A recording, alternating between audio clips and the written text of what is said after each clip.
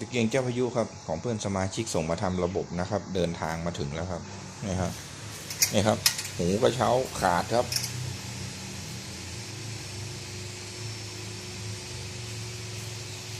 นี่ครับสภาพตะเกียงโดยรวมก็ตามนี้ครับ